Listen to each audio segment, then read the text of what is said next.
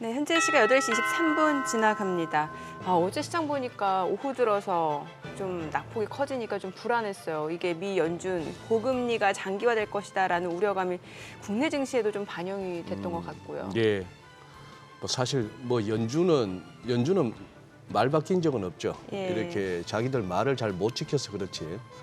말은 그동안에 계속 하이어 for 롱거를 계속 주장해 왔습니다. 네네. 높은 금리 한참 동안 가야 될 것 같다 했는데 시장이 그냥 안 믿었던 것이죠. 뭐 연내 금리 인하까지 기대하고 하다가 9월 FOMC에서는 그 시장이 그 기대는 좀 과했나 하는 부분이 있었다고 합니다만 글쎄요. 뭐 자꾸 이렇게 장 후반으로 가면서 이렇게 시장 증시 흐름이 더 네. 힘을 잃는 모습들을 보면서 조금은 지금은 뭐 조정을 갖다가 좀 아프게 겪어야 되는 상황인가 싶은 생각이 드네요. 그래요? 네. 기술적으로도 그런 구간인가요? 기술적으로도 좀 그런 구간이죠. 이렇게 팽팽하게 뭐 이렇게 참 뭐 미국이나 우리나 이동 평균선들이 막 수렴해서 네네. 방향성을 정해야 되는데 그 모멘텀을 FMC로 잡았는데 결국 그 FMC 이후로 방향이 이렇게 급락적으로 나왔으니까 그러게요. 일단 좀 시장은 다소 충격이 있을 것 같습니다. 네. 예. 자, 뭐 사실 시장 이럴 때 또 종목이 좀 중요할 것 같고 또 때마침 추석 연휴 전에 지금 네. 공모주 슈퍼 위크가 시작이 됐잖아요. 지금 특히 이제 LG에너지솔루션 이후에 좀 대여급으로 불릴 수 있는 공모주 청약이 없었는데 어제부터 이제 시작이 됐죠. 두산 그래요. 로보틱스. 자, 그래서 저희가 때 맞춰서 또 흥국증권의 최종경 팀장님 모셔서 IPO 관련해서도 여러 가지 이야기를 좀 들어보도록 하겠습니다. 어서 오세요. 어서 오십시오. 네, 안녕하십니까? 네. 네, 뭐 일단 그 두산 로보틱스 얘기 앞서서 그 뉴욕 증시 얘기 간단하게 좀 짚어보긴 해야 될 것 같아요. 예, 어제 뉴욕 증시 3대 지수 모두 하락 네. 마감했는데요. 아까 다들 말씀하셨던 것처럼 현재 미국채 금리 상승이 지속되면서 증시 부담을 뭐 미국도 우리나라도 가중시키고 있는 상황입니다. 네. 언급하셨던 기술주 타격이 워낙 커가지고 메타라든지 아마존이라든지 테슬라, 엔비디아 모두 약세를 보인 상황입니다. 사실 뭐 연준의 긴축 장기화는 다들 예상을 하고 있는 부분이라 이 부분에 대해서는 뭐 다들 뭐랄까 좀 부담을 가지고 있는 상황이고요.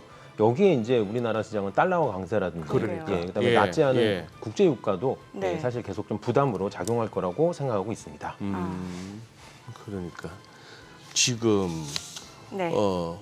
어제 우리 시장은 대체로 뭡니까 투자자분들도 그러시고 이렇게 뭐 전략가들, 뭐 애널리스트들 그런데 생각보다 낙폭이 컸다는 거예요 어제. 네. 좀 그렇지 않았습니까? 뭐, 네, 일단 오늘, 그러니까 어제 우리 장 예. 기준으로는 어제 미국장에 대한 부담이 컸었던 것 같아요. 역시 예, 예. 뭐 이 얘기를 또 안 드릴 수가 없는 게 미국 국채금리의 하향 안정화가 증시 레벨 상승의 저는 선결 요건이라고 생각을 하고 있습니다. 예. 따라서 다만 현 지수 레벨에서는 추가로 큰 폭의 조정이 이어가기는 어렵다고 생각은 하고 있어요. 워낙에 네. 지금 뭐 그렇게 크게 오른 것도 없기 때문에 네. 예, 그래서 그렇게 판단하고 있기 때문에 당분간 증시는 뭐 상하방이 모두 제한된 박스권 흐름이 이어질 거라고 저희 리서치 센터는 생각을 하고 있습니다. 네, 뭐 사실 간밤 뉴욕 증시 쪽에서 10년물도 그렇고 2년물도 그렇고 지금 뭐 2007년, 2006년 이후 최고치를 기록을 한 상황이니까 뭐 증시에는 당연히 부담일 수밖에 없는 그러니까요. 상황이네요. 예. 자, 일단 두산 로보틱스 그러면 이제 굉장히 중요하니까 좀 얘기를 드려볼게요. 어제부터 이제 청약이 시작됐죠.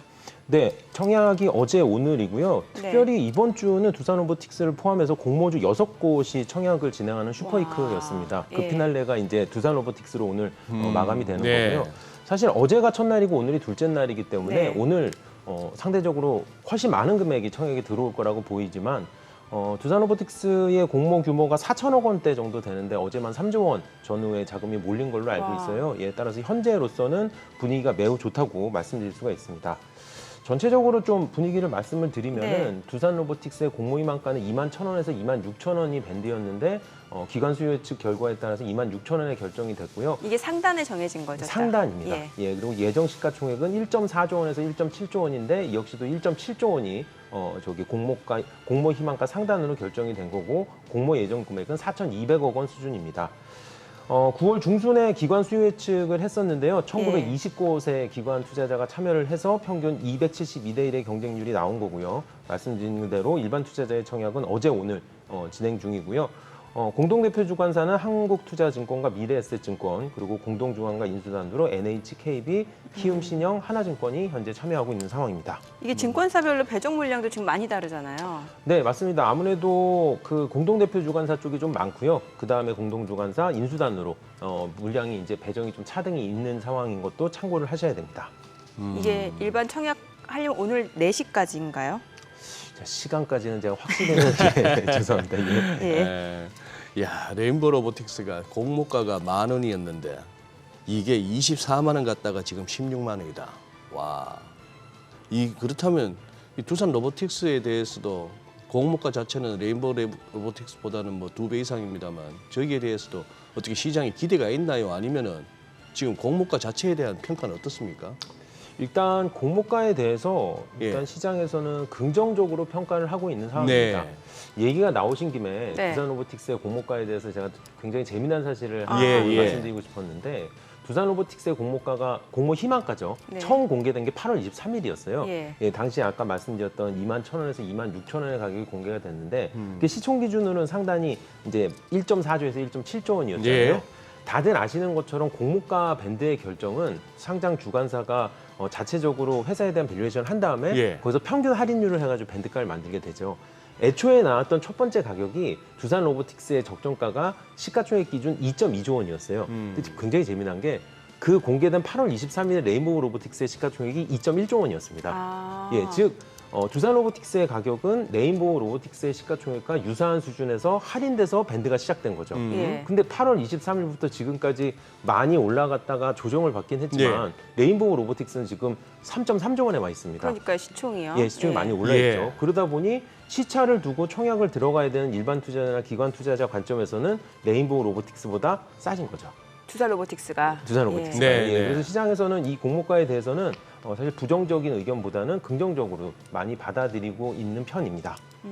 그때 기관 수요 예측 자체는 그렇게 경쟁률이 세진 않았다라고 봐야 되는 건가요? 앞서 200 몇 대 1이었잖아요. 네, 맞습니다. 예. 굉장히 좋은 지적이시고요. 예. 이게 과거에는 사실 1,000대1 넘는 기업도 굉장히 많았고요. 네. 다들 기억하시겠지만 우리 증시의 최고 기록을 기록했던 LG에너지 솔루션 같은 경우는 2,000대1이 넘었던 적이 있어요. 그러니까요. 예, 그래서 이거는 최근에 그 일부 기관 투자자의 허수성 청약이 금지되면서 경쟁률이 거품이 빠진 결과라고 그렇게 해석을 하는 게 맞습니다. 7월 이후에 증권신고서를 제출하는 기업부터 예. 이 허수성 청약이 금지되는 법안이 올해부터 시작이 되면서 7월부터요? 예, 7월부터 기업이 증권신고서를 공개하는 기업에 대해서 수요 예측을 들어갈 때 예. 허수성 청약이 방지가 됩니다. 따라서 이거는 이제 이 법 시행의 핵심은 허수성 청약을 지원하는 기관 투자자한테 제한이 들어가는 게 아니고요. 네. 그 허수성 청약을 받아들이는 주관사, 증권사한테 징계가 들어가는 거기 때문에 증권사가 더 열심히 주금 납입 능력을 지금 확인하기 시작을 한 거죠. 아. 그래서 시청자 여러분들께서 약간 그럼 과거에는 이 증권사가 주금 납입 능력도 확인을 안 하고 받았나요? 그건 절대 아니고요. 이제는 조금 더 강화된 법에서 더 정확하게 주금 납입 능력을 평가를 하다 보니 그 몇몇 기관들이 일부 기관들이 허수성으로 청약을 넣던 허수성으로 기관 수요 예측을 넣던 그 허수성 청약이 이 거품이 빠지면서 경쟁률이 이렇게 현실화됐다고 보시면 될 것 같습니다. 따라서 과거에 누구는 1,000대1, 누구는 2,000대1인데 그러니까요. 두산 로보틱스가 272대 1이면 좀 낮은 거 아닌가요? 예, 그거보다는 1,920개 이상의 기관들이 거의 다 들어간 수요 예측이고요. 그래서 기관의 숫자라든지 그 중에서 또 80, 90% 이상의 기관들이 공모 희망가 밴드의 상단이나 상단 이상을 희망했다는 그런 부분이 더 중요한 파트라고 보고 있습니다. 그 팀장님 말씀하신 그 허수성이라는 게 그래서 그때 무슨 뭐 경이 넘고 그랬잖아요. 네, 맞습니다. 예. 그런 영향도 있고요. 또 네. 하나는 그 기관의 수요 예측은 돈을 실제로 입금을 하지 않잖아요. 그러니까 예, 그러다 보니 거기서 이제 막 나타나는 써제끼는 거였잖아요. 맞습니다. 그럼 좀 오차가 있었다고 보고 있습니다. 네. 이게 얘기가 나온 김에 조금 좀 예. 자세히 말씀을 드리면 작년 12월이었습니다. 금융위원회에서 허수성 청약 방지를 포함한 IPO 건정성 제고 방안을 발표를 했습니다. 좀 그래서 화면에 나오네요. 맞습니다. 예. 2023년에 순차적으로 시행 중에 있는데 첫 번째는 사전 수요 조사 허용을 통한 적정 공모가 밴드 설정인데 요거는 현재 수요 예측 기간이 5일로 늘어나면서 하나씩 지금 시행이 되고 있고요. 원래는 기간이 더 짧았나요? 예, 일반적으로 기관 수요 예측은 이틀이 많았고요. 아. 일부 대형주에 대해서는 5일이나 그 이상이 있기도 했었습니다. 예. 최근에는 대부분 5일로 기관 수요 예측을 진행하고요. 두 번째 적혀 있는 내용이 지금 얘기 나누고 있는 주관사의 책임하에 이게 중요합니다. 네. 주관사의 책임하에 주급 납입 능력을 확인하여 청약 배정을 한다는 내용이고요. 세 번째가 6월 말에 시행돼서 시청자 여러분들도 시장에서 많이 관심이 있었던 상장 당일의 가격 변동폭을 확대해서 적정 균형 가격을 조기에 형성한다는 이 신규 상장주에 한해서 상장 당일 공모가 대비 가격 제한폭을 400%까지 확대한 제도가 바로 세 번째 제도입니다. 네. 지금 저기 그런데 팀장님, 네. 소위 말하는 개인 투자자들 네. 지금 몇 주나 받을 수 있습니까? 지금 대충 분위기가.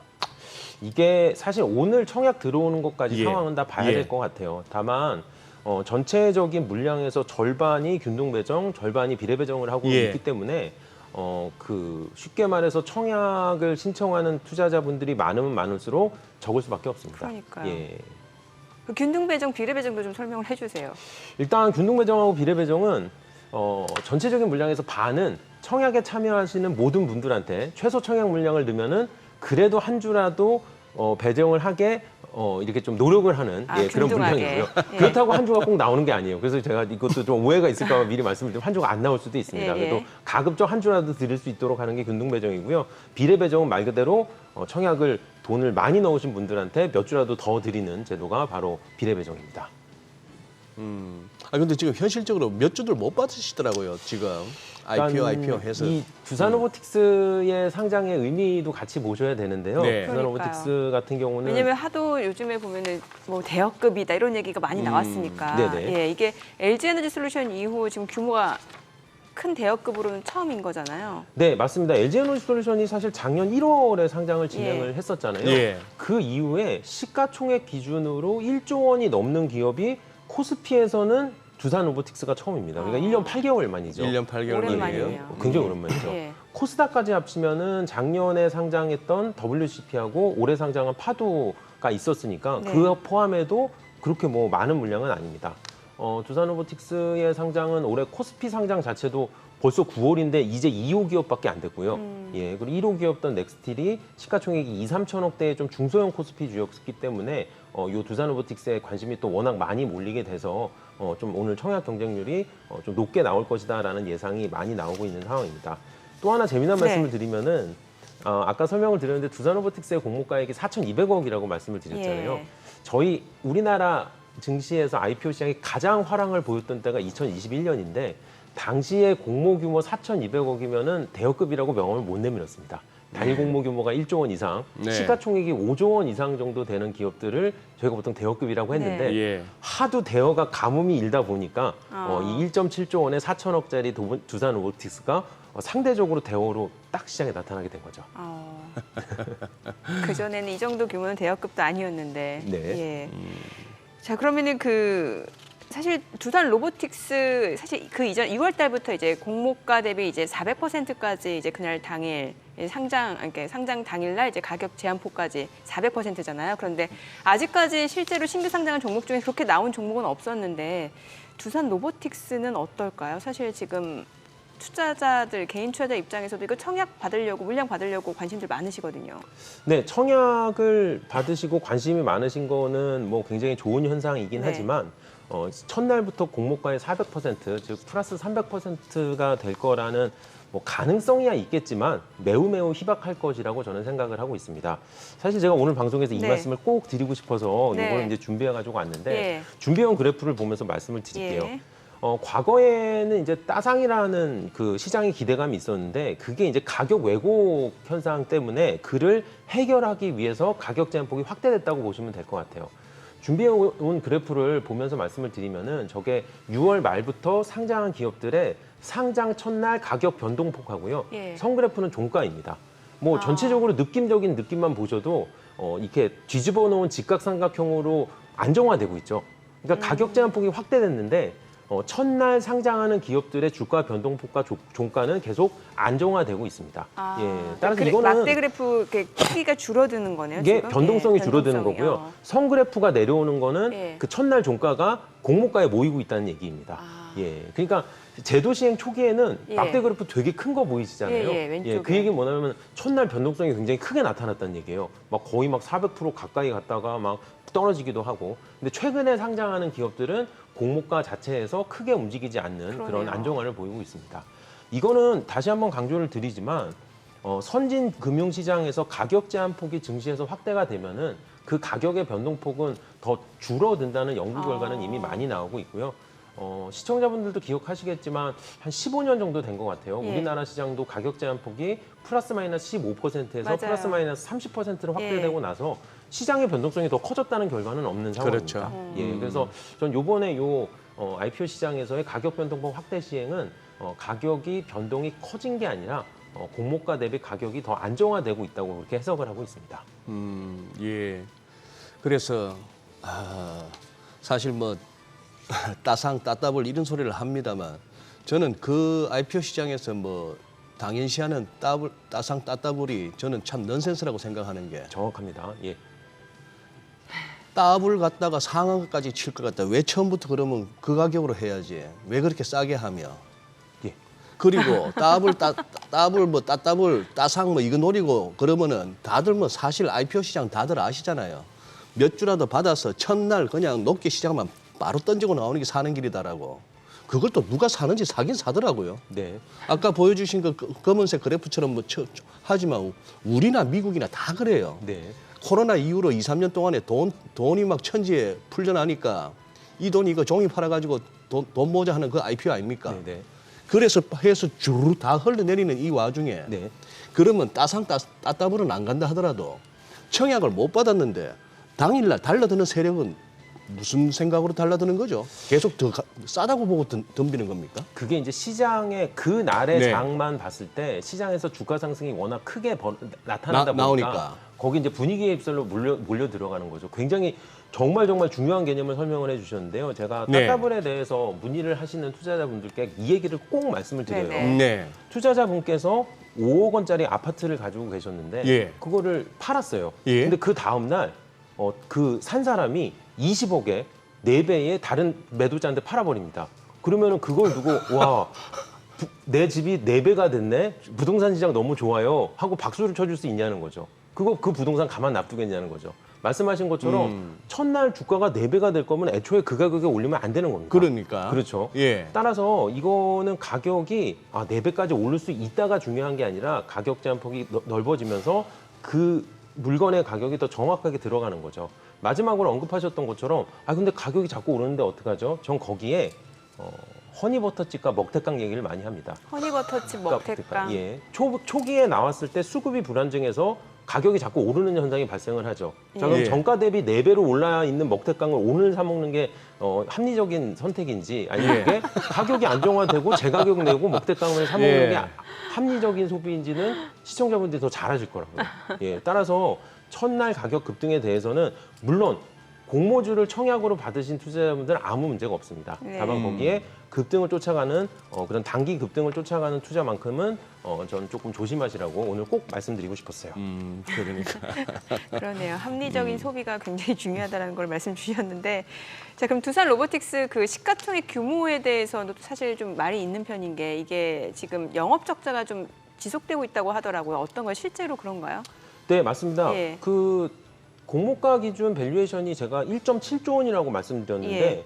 2022년이죠. 작년을 기준으로 회사의 매출액은 450억이었고요. 영업이익은 마이너스 250억이었습니다. 그러니까 시총 대비 너무 숫자가 작은 편이죠.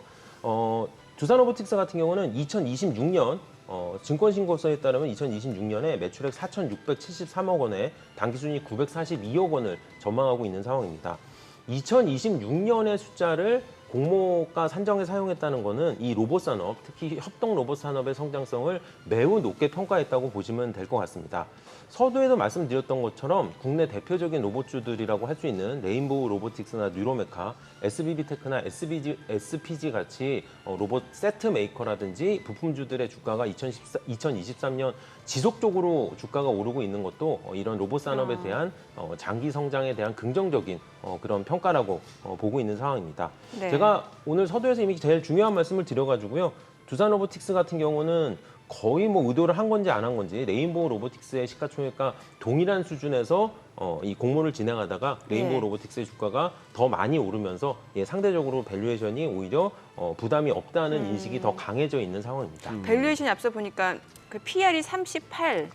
그러면 이건 괜찮은 거예요? 이게 PR이 38배 정도가 장기 성장 산업에서 30배에서 40배 사이다? 예. 저는 나쁘지 않게 보고 있습니다. 다만 이 숫자가 2026년을 기준으로 38배이기 때문에 그래서 이제 시장에서 밸류에이션에 대한 논란이 좀 무리스러운 거 아니냐라는 그러니까요. 생각이 있는 거죠. 다만 이 로봇 산업에 대한 장기 성장성을 굉장히 높게 보고 있고 네. 그거에 대한 또 긍정적인 그 전망이 워낙 많기 때문에 26년에 이만큼일지 더할지 덜할지는 모르겠지만 충분히 성장할 수 있습니다라는 전망이 더 많은 게 현재 상황이죠. 그리고 추가적으로 말씀드리고 싶은 네네. 부분은 이번에 두산 로보틱스의 상장 이후에 언제가 될지 뭐 정확하게 지칭할 수는 없지만 HD 현대 로보틱스나 하나 로보틱스 같이 추가적인 상장이 또 신규 상장이 이어질 수 있기 때문에 정확히 이거예요. 현재 로봇이 테마주의 성격이라면 이제 산업화의 과정으로 가고 있는 그런 좀 초기 단계라고 보시면 될 것 그러니까 같습니다. 신성장 산업으로 가는 단계. 맞습니다. 예, 지금 뭐 동시효과 이제 슬금슬금 하면서 2,600 코스피 2,600포인트 안착 운운하다가 지금 이거 오늘 2,500이나 지키겠나 하는 분위기인데 지금 이 와중에 우리가 지금 이제 IPO 얘기를 하고 있거든요. 예. 어떻게 보면 이렇게도 생각됩니다. 2,600 위에서 뭐 2,700 갈 것 같습니다. 뭐 얼마 갈 것 같습니다. 우리 그런 소리 실컷 했는데 장은 이렇게 빠져버렸잖아요. 네네네. 오늘 그러면 우리 최 팀장님 모셔가지고 그럼 이게 하락이 어디까지 갈까요? 이것도 부질없는 소리예요. 부질없는 소리고 장 열려보고 대응하시면 되는데 지금 IPO만에 해당되는 게 아니고 저는 조금 더 연결해서 소위 말하는 밸류에이션 측면에서 팀장님 지금 두산 로보틱스가 영업 적자죠. 네, 맞습니다. 그런데 3년 후에 952억이라는 저 단기 순이익이 나오려면 도대체 매출을 얼마를 해야 되는 거예요? 이렇게 생각해 보면 그 매출이 나올 만한 근거는 있는 겁니까? 저는 이 바닥에서 어떻게 밸류에이션 하는지 궁금해요. 네. 예. 이 협동 로봇의 그 말씀을 드리기에 네. 앞서서 한 가지 예. 좀 제가 예. 좀 네. 딴 얘기하고 좀 넘어오도록 예. 하겠습니다. 이것도 제가 오늘 방송에 좀 하고 싶었던 네네. 얘기였어요. 적자 기업의 상장이잖아요. 네. 그래서 시청자분들께서 가끔 코스닥에 상장하는 적자 기업의 특례 상장하고 좀 헷갈리시는 분들이 좀 있어가지고 제가 그거는 좀 정리를 예. 하고 말씀하신 부분을 좀 언급하고 넘어가도록 하겠습니다. 코스닥 시장에서 진행하는 적자 기업의 특례 상장은 코스닥의 상장 제도이고요. 코스피에서의 적자 기업의 상장은 특례 상장이 아닙니다. 모두 다 건별로 일반 상장 제도를 통해서 상장하는 네. 제도이고요. 따라서 코스피에 상장하는 적자 기업들은 뭐 미래의 수익이라든지 아니면 현재의 적자이지만 에비타 기준의 이 밸류에이션이라든지 각가지 여러 가지 방법으로 밸류에이션을 해서 상장을 진행하고 있는 상황입니다. 언급하신 것처럼 그 두산 로보틱스 같은 경우는 2026년에 그 매출액을 4,673억 원을 전망을 하고 있고요. 이 숫자의 3분의 2 이상은 글로벌 매출로 지금 제시를 하고 있는 상황이고 현재 400억 원대의 매출 규모는 절대적으로 작기는 하지만 60, 70%의 글로벌 매출 비중은 유지를 하고 있는 상황입니다. 이게 또 협동 로봇이 뭐 그렇게까지 성장세가 높을까? 네. 그게 이제 산업 로봇과 협동 로봇의 개념 차이라고 저는 설명을 드리고 있어요. 네. 이제 산업 로봇은 정해져 있는 스마트 팩토리 안에서 정해져 있는 장소에서만 사용되는 로봇이 산업용 로봇이라면 협동 로봇은 보다 저희 실생활 안에서 여러 곳에서 사용될 수 있는 로봇이라고 그렇게 말씀을 드리고 있어서요. 기존의 산업용 로봇보다 10배에서 그 이상의 시장을 형성할 거라고 생각을 하고 있습니다. 거기다가 플러스로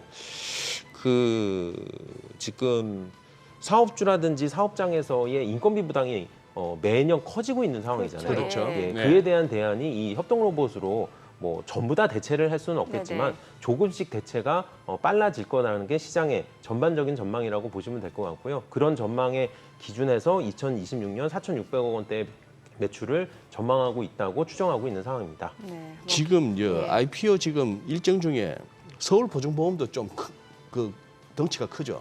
맞습니다. 서울보증보험은 시가총액 기준으로 상당히 3.6조니까요. 3조가 넘어요. 그래서 두산 로보틱스보다도 큰 편이죠. 저기는요. 에코프로 머티리얼스 에코프로 머티리얼즈는 아직 청구서 접수 단계입니다. 접수 단계. 예, 그래서 에코프로 머티리얼즈는 일단 현재 접수가 되어 있는 상황이고요. 네.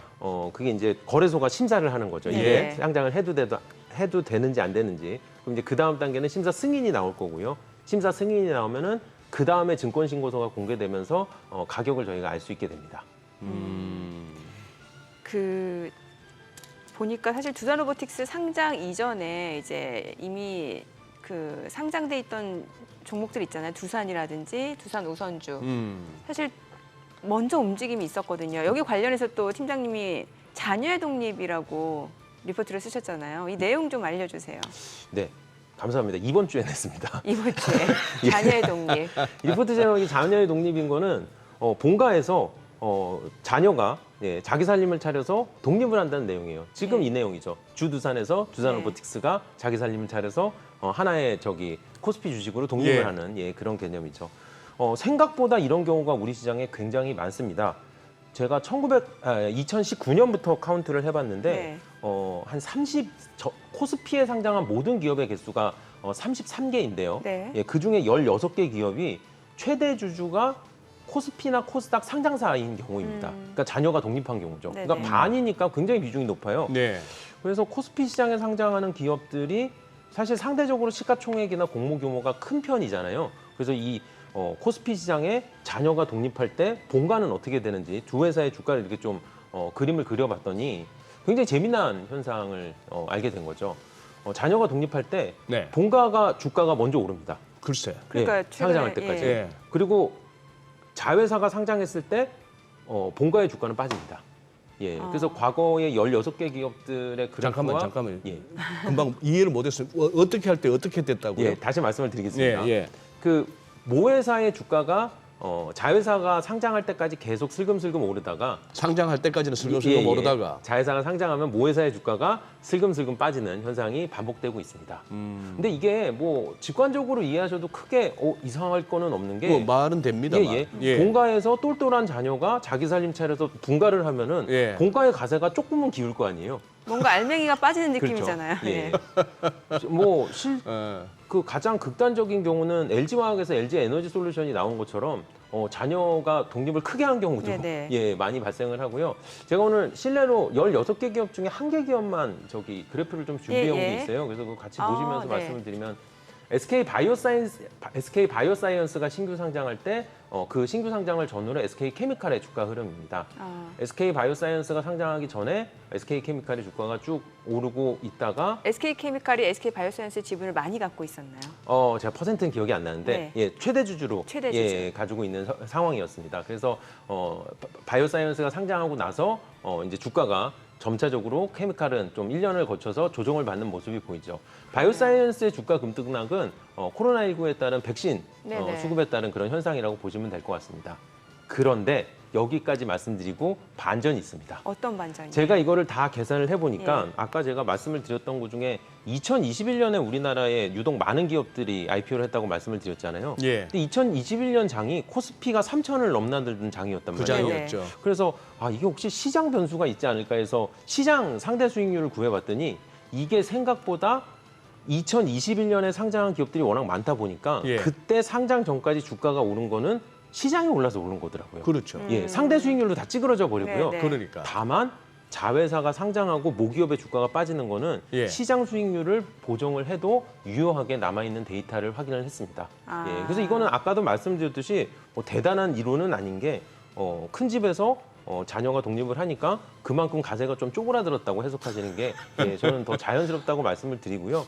그래서 주두산에 대해서는 제가 약간의 주가 조정은 있을 수도 있다. 그렇게 좀 말씀을 좀 드리고 있습니다. 더군다나 지금 또 시장이 약간 또 하방 압력이 있으니까 더 그럴 수도 있겠네요. 맞습니다. 그렇죠. 자, 그러면 지금 시각 8시 52분 지나가는데 오늘 호가 상황은 또 어떤지 먼저 좀 체크를 해보도록 하겠습니다. 코스피 예상 체결지수부터 보도록 하죠. 0.9% 하락 출발 예상됩니다. 자, 이렇게 되면은 2,500선 붕괴는 좀 불가피할 걸로 보여요. 지금 2,491포인트. 자, 특히나 이제 지금 주말을 앞둔 금요일이고 이제 다음 주부터는 또 추석 연휴가 시작되기 때문에 어떤 시장 좀 강한 반등을 끌어내기에는 쉽지 않은 투자 심리가 또 이어질 수도 있다는 점도 감안을 하셔야 될 것 같습니다. 코스닥 1.47% 하락 예상되고 자, 이렇게 되면 역시 850선을 하회하게 되죠. 848포인트 출발 예상되고 있습니다. 시가총액 상위 종목 예상 체결가 보도록 하겠습니다. 대부분의 종목들이 좀 하락이 예상되고요. 삼성전자 0.4% 내림세 예상됩니다.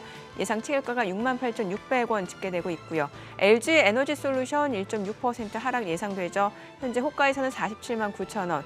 SK하이닉스도 좀 2% 약세가 예상됩니다. 예상 체결가 11만 4천 원이고요. 삼성 바이오로직스가 0.4% 떨어질 걸로 보이죠. 포스코홀딩스도 1.2% 하락 예상되고요. 지금 호가에서 56만 8천 원 집계되고 있습니다. 삼성 SDI가 지금 3% 가까운 하락이 좀 예상됩니다. 지금 호가에서는 삼성 SDI가 52만 2천 원 차 이렇게 돼서 시가총액 순위도 좀 한참 밀려나게 되는 거고요. LG화학도 2.4% 약세가 예상됩니다. 예상 체결가 51만 2천 원.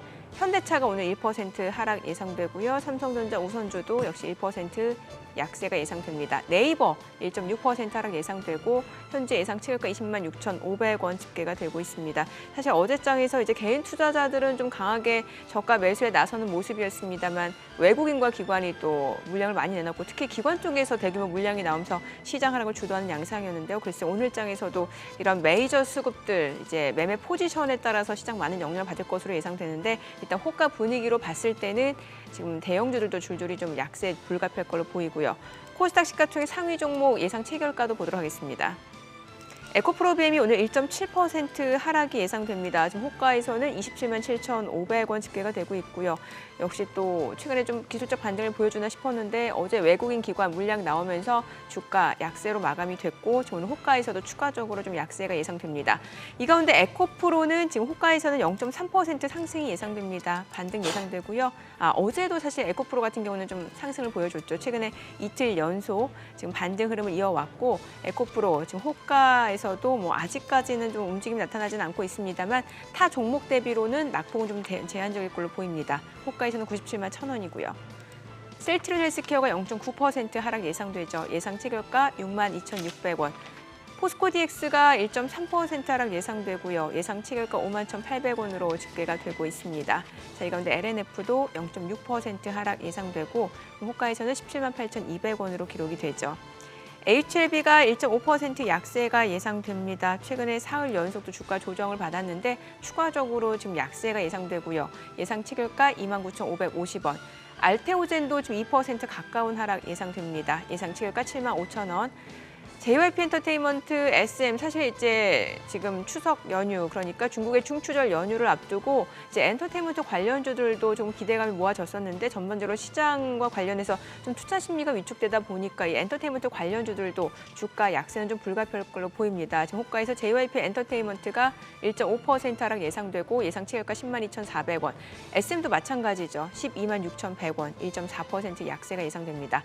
자, 그리고 레인보우 로보틱스 최근에 이제 로봇 관련주 쪽으로 투자 심리가 좀 많이 개선이 되면서 매수가 유입됐었지만 역시도 주가 약세를 보여줬는데 오늘 지금 2.4% 일단 뭐 시장 분위기에서 벗어나기 쉽지 않을 걸로 보여요. 지금 예상 체결가 16만 원으로 집계가 되고 있습니다. 자, 두산 로보틱스 이제 공모주 청약이 어제부터 시작이 되고 이제 오늘 마감이 되는데 두산 그룹주들 호가 좀 보도록 하겠습니다. 지금 두산 같은 경우는 2% 약세가 예상됩니다. 어제도 이미 3%대 하락을 보여줬고요. 현재 호가에서는 두산 11만 2,500원이고 두산 우선주가 2.4% 하락이 예상됩니다. 사실 우선주 같은 경우는 주가가 오를 때 좀 탄력적으로 좀 올랐는데 어제도 0.5% 올랐거든요. 다만 이제 오늘 호가에서는 두산 우선주가 2.4% 하락 예상됩니다. 예상 체결가 7만 400원. 두산 밥캣, 두산 퓨얼셀 모두 1%에서 3% 약세 예상되고요. 두산 에너빌리티 1% 하락이 예상되고 있습니다. 자, 이제 개장까지 한 2분여 가량 남았는데 글쎄 소장님 오늘장 보니까 일단은 뭐 사실 낙폭 좀 어느 정도나 될지가 지금 가늠하기가 쉽지 않은 분위기거든요. 차라리 예상 체결 지수가 저렇게 나오니까 차라리 저는 안심됩니다. 오히려.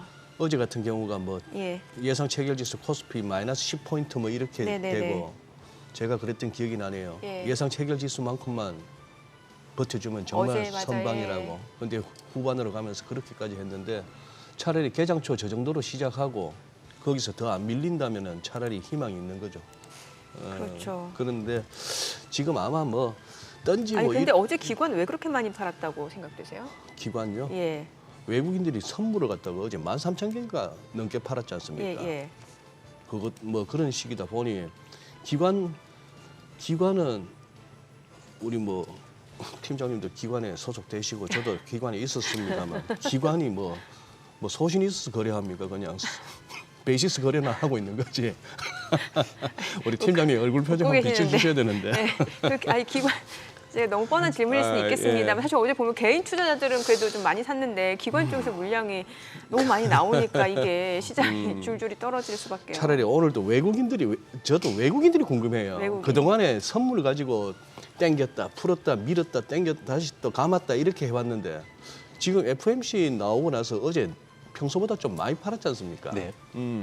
그냥 평소 하던 대로의 행태라면 이거 걱정 없거든요. 예. 저거 자기들이 충분히 먹었다 싶으면 또 감아 올릴 거니까 그게 아니고 무슨 뭐 이렇게 빠져나가기 위한 예비 동작이라면 좀 심각해지고 어제 수급 상황 어떻게 보셨는지 궁금합니다.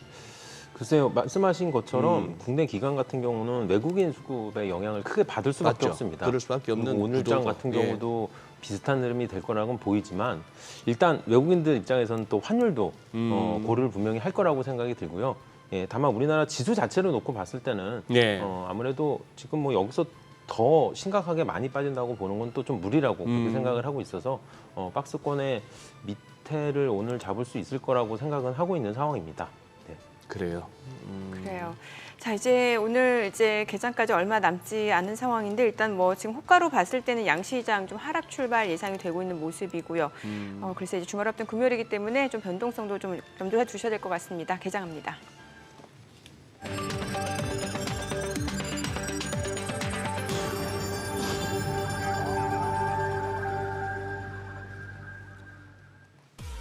네, 9월 20일 금요일 국내 증시 개장했습니다.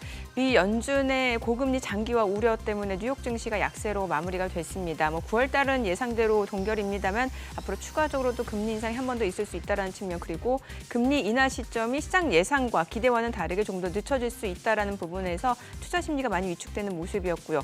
어제 국내 증시 같은 경우도 이제 외국인과 기관의 매도로 약세로 마무리가 됐고 오늘 호가로 보더라도 양시장 좀 하락 출발 좀 예상이 됐던 부분입니다. 일단 투자 심리가 많이 위축될 수밖에 없는 것 같은데 출발 지수부터 좀 보도록 하겠습니다. 코스피가 0.9% 하락입니다. 지금 2,491포인트. 코스닥도 1% 하락입니다. 851포인트입니다. 양시장 지금 1% 안팎으로 지금 약세의 흐름 보여주고 있는 모습이고요. 시가총액 상위 종목 시초가 보도록 하겠습니다. 삼성전자가 0.5% 떨어집니다. 68,500원. LG에너지솔루션이 1.2% 하락이죠. 48만 1,000원이고요. SK하이닉스가 1.8%, 1.9% 떨어집니다. 11만 4,200원이고 삼성바이오로직스도 1% 하락이네요. 70만 1,000원. 포스코홀딩스가 0.69% 하락합니다. 0.8% 떨어집니다. 57만 2,000원에 거래되고 있는 상황이고요. 삼성 SDI가 0.5% 떨어집니다. 호가와는 좀 다르네요. 호가에서는 좀 낙폭이 좀 커지지 않을까라는 우려가 있었는데 실제로 지금 시초가 자체는 0.7% 하락. 53만 3,000원이고요. LG화학이 2.4% 떨어집니다. 51만 2,000원이고요. 현대차 그리고 네이버가 각각 1.2%, 1.6% 떨어지면서 주가는 18만 9,600원, 20만 7,000원이죠. 삼성전자 우선주가 0.9%, 1% 떨어지네요. 5만 5,200원입니다. 시가총액 10위권 내에서는 대부분의 종목이 하락 출발 보여주고 있습니다만 일부 종목 같은 경우는 지금 빠르게 양봉으로 전환이 되고 있습니다. 대기 매수세 또 저가 매수세가 유입되고 있다라고 봐야겠죠. 코스닥 시가총액 상위 종목 시초가도 보도록 하겠습니다. 코스닥 쪽에서 오늘 에코프로비엠이 지금 1% 하락입니다. 이틀 연속 하락 흐름 이어지고 있고요. 27만 9,500원에 거래되고 있습니다. 에코프로 보합입니다. 97만 1,000원. 생각보다 굉장히 견조해요. 최근에 주가 이틀 연속 좀 반등을 보여줬고 에코프로 지금 소폭 하락입니다만 양봉이죠. 96만 9,000원. 셀트리온 헬스케어가 1.2% 떨어집니다. 6만 2,400원이고요. 포스코 DX가 1.9% 하락, 5만 1,500원. LNF 강박권이네요. 17만 9,700원에 거래되고 있고요. HLB가 0.8% 떨어집니다. 2만 9,750원.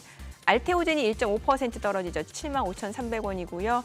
JYP 엔터테인먼트가 2.6%, 1.9% 하락하네요. 102,000원. 레인보우 로보틱스가 1.2%, 0.6% 하락. 빠르게 지금 매수세가 들어오면서 낙폭이 조금 축소가 되네요. 162,800원. SM이 0.7% 하락하죠. 127,000원에 거래되고 있는 상황입니다. 지금 시각 9시 3분 지나가고 있습니다. 자, 오늘 보게 되면 뭐 아직까지는 지금 시장에서도 상승을 보여주고 있는 섹터가 딱 눈에 띄지는 않고 있습니다만 제가 잠시 후에 다시 한번 좀 체크를 해보도록 하겠고요. 수급 상황 좀 체크를 해보도록 하겠습니다. 오늘 유가증권 시장에서는 지금 기관 쪽에서 매수를 보여줍니다. 지금 132억 원 순매수고요. 외국인은 117억 원, 개인은 3억 원 매도 우위를 나타내고 있습니다.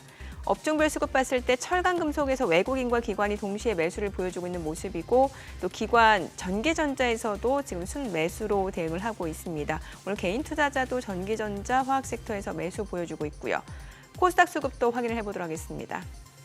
코스닥 쪽에서는 외국인과 기관이 순매수를 보여줍니다. 지금 각각 257억 원, 64억 원 순매수고요. 개인 투자자가 252억 원 매도 우위를 나타내고 있습니다. 오늘 선물 시장에서는 외국인 기관 모두 삽니다. 각각 907계약, 388계약 지금 매수를 보여주고 있고요. 지금 시각 9시 4분 지나갑니다. 자, 환율도 좀 체크를 해보도록 하겠습니다. 달러 환율이 좀 많이 올라간 상황인데 오늘 또 올라갑니다. 1원 30전 상승한 1,341원에 개장이 됐습니다. 이 고금리 장기화 이슈가 또 외환 시장에 빠르게 좀 반영이 되는 것 같고. 네. 예. 근데 어제 이 NDF 시세 보면서 느꼈던 거는 여전히 어떤 1,343원 레벨에 대한 당국의 관리는 계속되고 있다는 느낌이 들더라고요. 어제 뭐 NDF 시세가 진짜 43원도 올라섰으면은 거기 요즘 1개월 스왑 포인트 한 마이너스 2원 20전 그러면 현물은 플러스 2원 20전 더하면은 야 이거 45원 6원 43원 열리나 싶었는데 후반에 이렇게 어제 또 새벽에 또 달러가 살짝 밀리면서 그것도 밀려서 아직까지 1,343원 공방이 남아 있고.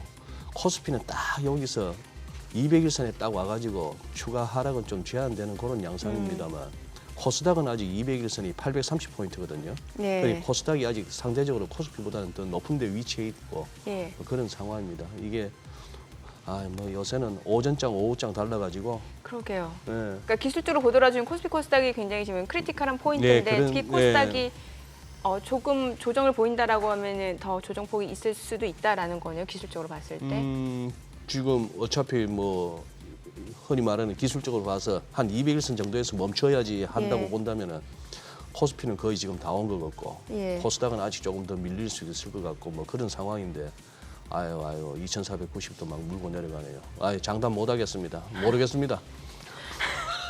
소장님의 그 모르겠습니다. 예, 진짜 반응으로 대충 어느 정도인지 알 것 같고. 자, 그럼 저희 다시 또 그 IPO 얘기를 좀 해봐야 될 것 같은데. 지금 그런데 네. 또 많네요. 나이스 평가 정보도 있고 서울보증보험 나이스 평가 정보 이런 기업들이 어떻게 상장을 많이 또 업종이 말이죠. 네, 일단 아까 언급해 주셨던 것처럼 네. SGI 서울보증보험이 예. 이제 다음 타자로 대기를 하고 있는 상황입니다. 이미 증권신고서가 나와 있는 상황이고요. 언급드렸던 것처럼 시가총액은 상당 기준으로 3.6조 원 지금 기록을 하고 있는 상황입니다. 근데 제가 다른 기업보다도 요 SGI 서울보증보험 같은 경우는 예. 예보에서 공적자금이 투입된 그런 케이스입니다. 예. 그래서 13년 만에 상장하는 공기업이라는 그런 좀 의미가 있고요. 그러니까. 또 하나는 예보가 투입한 공적자금을 시장의 상장과 그에 대한 매도를 통해서 이 부분 회수한다는 데에 의도 있는 상황입니다. 예. 근데 이제 반대로 또 말씀을 드리면은 예보가 공적자금을 투입한 게 이번에 상장까지 진행을 잘하게 됐을 때 한 절반 정도를 회수를 하게 되는 건데요. 네. 나머지 절반이 또 남잖아요. 예. 그래서 결국에는 뭐 원론적으로 놓고 볼 때 대주주가 장기적으로 회사를 팔게 되는 거죠. 투자 심리가 그렇게 속 좋지는 않을 거라고 생각은 하고 있습니다. 그 부분에 대해서. 또 두 번째 원론적인 부분은 서울보증보험 같은 경우는 예보가 내놓는 요번에 그 신규 상장 물량, 공모 물량이 전부 다 전액 구주 물량입니다. 즉 아까 말씀드렸던 것처럼 예보가 공적 자금 투입한 걸 회수하기 위해서 상장을 하는 거기 때문에 예. 이번 상장을 통해서 투입되는 자금이 서울보증보험의 더 큰 성장을 위해 쓰이는 게 아니라 예보로 들어가게 됩니다. 아. 예, 따라서 그런 경우도 원론적으로는 신규 상장의 마이너스 효과라고 말씀을 좀 드리고 있습니다. 그러네요. 투자금 회수 목적이네요, 결국에는. 네, 네. 예. 아우 정말 입이 간질간질합니다만 넘어가야겠습니다. 아니, 어떤 말씀하시고 싶으신데요? 아니 팀장님, 네. 이 주식시장이라는 것이 발행시장과 유통시장으로 크게 나뉘어가지고 예. 예? 예. 자, 발행시장에서 IPO를 통해서 이제 뭔가 유망한 기업이 자, 우리만 이게 우리 똘똘한 우리끼리 이렇게 주식시장이라고 시작했는데 우리 회사 발전 가능성도 있고 키워야겠고 투자도 해야 되겠고 자, 그래서 한번 두루두루 한번 우리 회사 주식을 사주십시오. 이겁니다. 그래서 가는 거고 그래서 소위 말하는 성장성을 따지는 거고 네. 수익성을 따지는 거고 그렇게 하는 건데 지금 말씀하신 이거는 예보는 좋을 것 같은데 공적 자금으로 투입됐던 걸 갖다가 서울보증보험을 갖다가 IPO를 시켜서 상장을 시켜서 네. 국민들이 이 n분지 1로 쪼개다 보면 뭐 몇 푼 안 되는 이걸로 모아서 공적 자금 해결하면 좋은데 여기에 무슨 성장성이 있습니까? 이 회사에. 서울보증보험이요? 아니고 아닌 말로 그러면 구글이 알파벳 C가 유튜브를 갖다 상장시키면은 구글 가격은 왜 됩니까? 저 알파벳 C 주가는 어떻게 됩니까? 유튜브는 얼마를 받아야 되며 지금 유튜브도 상장 안 한 판에 아유 요거는 화나셨어요. 제가 조금 말씀을 드리면은 뭐 죄다 이걸로 무슨 뭐 예, 예.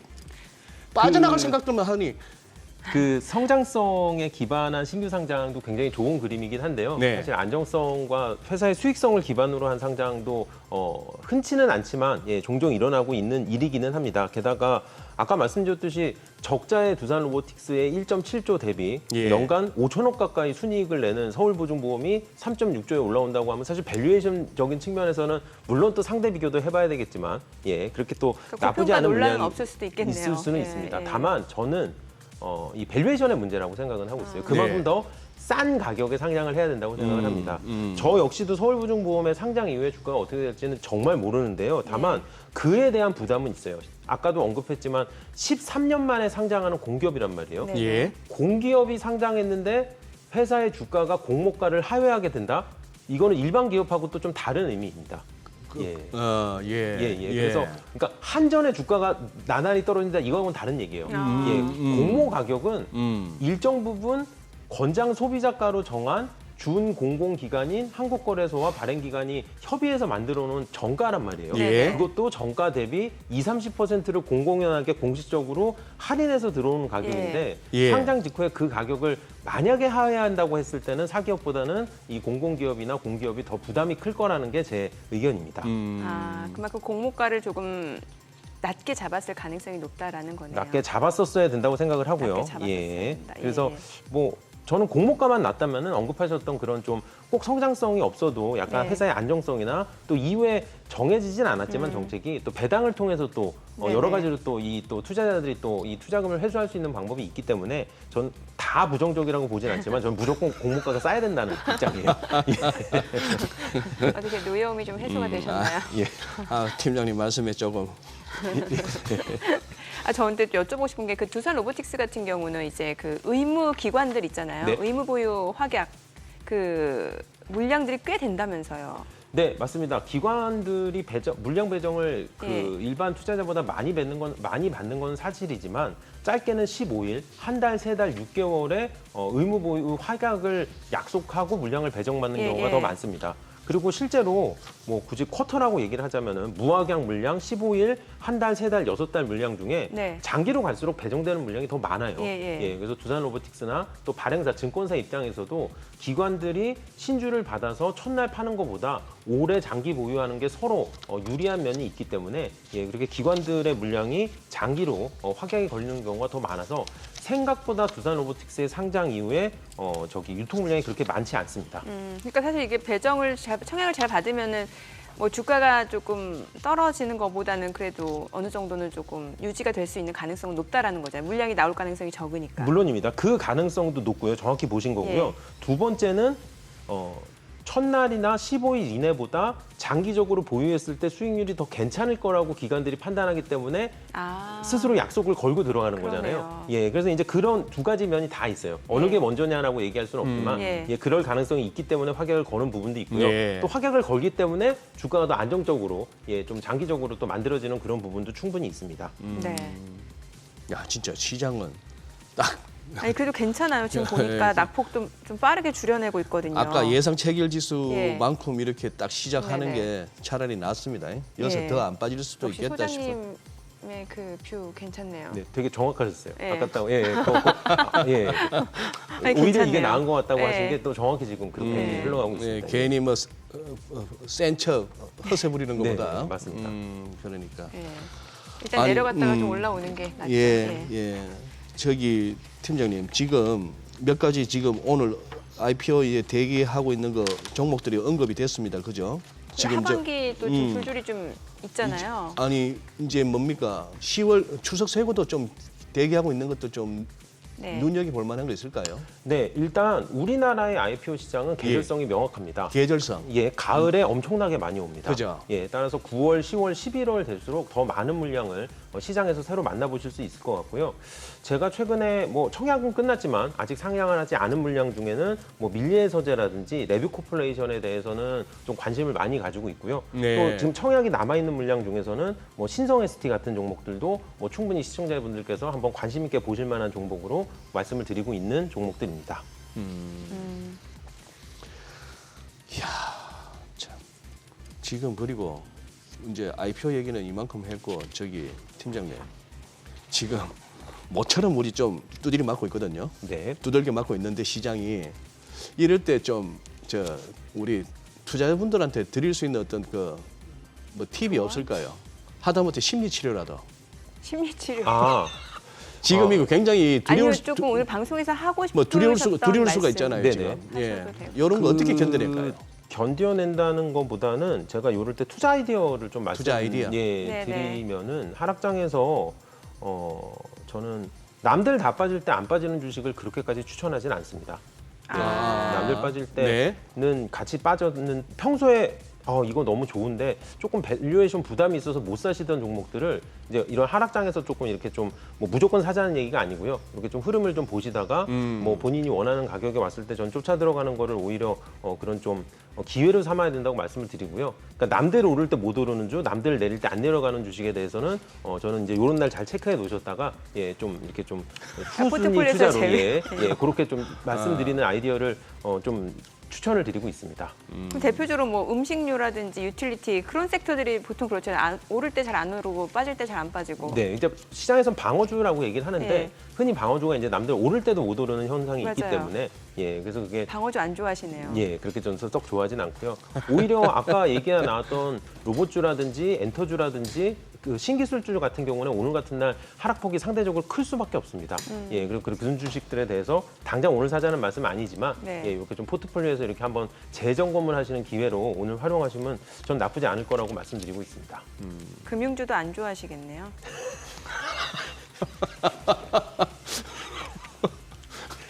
정민의 네? 짓궂죠. 아니요. 아니, 나오신 김에 좀 그래도 준비하신 내용 있으시면 조금 더 해주셔도 되고요. 아유. 하실 말씀 다 예, 하셨나요? 괜찮습니다. 알겠습니다. 오늘 내용 잘 들었습니다. 고맙습니다. 네, 감사합니다. 감사합니다.